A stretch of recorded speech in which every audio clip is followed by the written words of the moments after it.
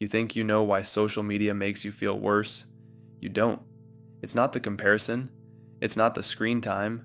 It's not even the algorithm. There's a personality trait that quietly exploded between 1989 and 2016. It rose 33% in young adults. And almost nobody talks about it. It's called socially prescribed perfectionism. That's the belief that other people demand you be perfect, and your worth depends on it. The app in your pocket didn't just amplify that belief, it built it. Stay with me. By the end, you'll see the trick, and you won't be able to unsee it. Perfectionism isn't new. Humans have chased flawlessness for thousands of years, but something shifted around 2010. Two psychologists started noticing it, Thomas Curran and Andrew Hill. They pulled data from over 40,000 college students across the US, UK, and Australia-aligned regions. Their study landed in 2019. 3 types of perfectionism had climbed, but one climbed the most. The socially prescribed type, the kind that lives in your head as everyone else's opinion of you, up 33%. So ask yourself, what changed in those exact years? You already know. Smartphones went mainstream in 2007. Instagram launched in 2010. By 2012, more than half of teens were on it daily. Researchers had a name for what people saw on those apps. The highlight reel. You see other people's wins, their bodies, their holidays, their wedding days. You compare all of that to your random Tuesday afternoon. But comparison isn't the dark part. Comparison is just the bait. There's an audience watching you right now that doesn't actually exist, and in a few minutes, you'll meet them. First, you need to understand the stage. In 1959, a sociologist named Erving Goffman wrote a book called The Presentation of Self in Everyday Life. His idea was simple: we all perform. In public, you play a role. Backstage, you relax. Backstage, you're a mess. Backstage, you're human. That used to mean the office, the dinner party, the first date. Now, the stage never closes. Your phone is a 24-hour theater. The audience never leaves. The lights never dim. And here's the cruel part. The backstage is gone. The space where you used to be tired, ugly, messy, off, that space has shrunk to nothing. You're always on, always being judged. And the worst part, you've started judging yourself the same way. One stage, one audience, no exit. Most people stop here. But there's a layer beneath this, and it's worse. In the 1950s, a psychologist named B.F. Skinner put rats in a box. He gave them a lever. Sometimes the lever dropped food, sometimes it didn't. The rats that got food every time pressed the lever calmly. The rats that got food randomly pressed it, like their life depended on it. They couldn't stop. That pattern has a name: variable ratio reinforcement. Translation: random rewards are the most addictive rewards on Earth. It's the same mechanism behind every slot machine ever built.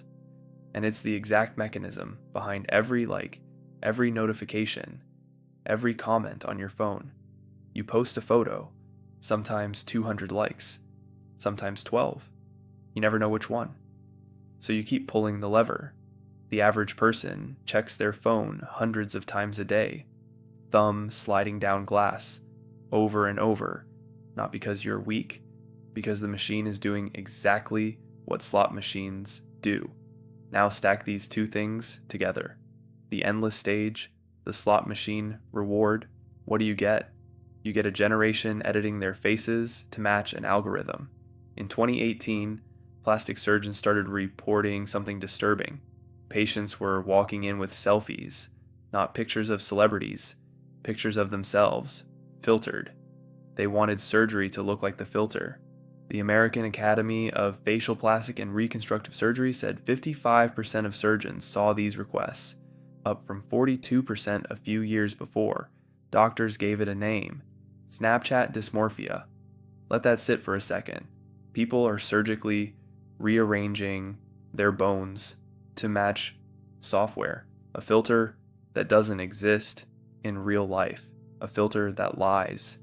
And this is where it gets uncomfortable, because the damage isn't really on their faces, it's deeper, and it's about to land.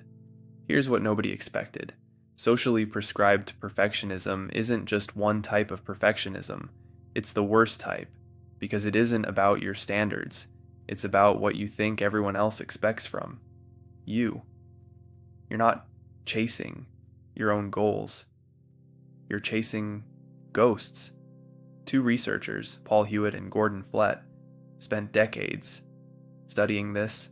Their finding is brutal. This specific type of perfectionism is the one most strongly linked to depression, to anxiety, to suicidal thinking, not perfectionism in general. That specific kind, the kind social media manufactures every single day. Now layer the timeline. Around 2012, teen mental health collapsed. Depression in teenagers jumped over 50%. Self-harm hospital visits for girls aged 10 to 14 nearly tripled. Suicide rates climbed sharply. The correlation isn't proof. Scientists are careful about that. But the mechanism? The mechanism is no longer a mystery. And remember the audience I told you about? The one that doesn't actually exist? Here they are. It's a phantom, a composite. Every filtered face, every curated win, every algorithmic suggestion, stitched together in your head into one invisible judge. You perform for that judge every day. You shape your photos for it. You choose your words for it. You hate yourself in front of it. And here's the worst part.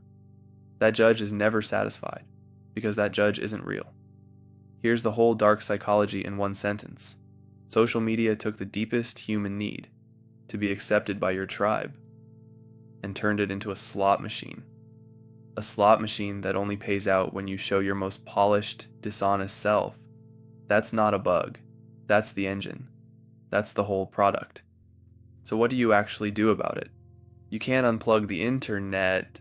You can't quit your job, your friends, your career. Half of your life lives online now. That's not the answer.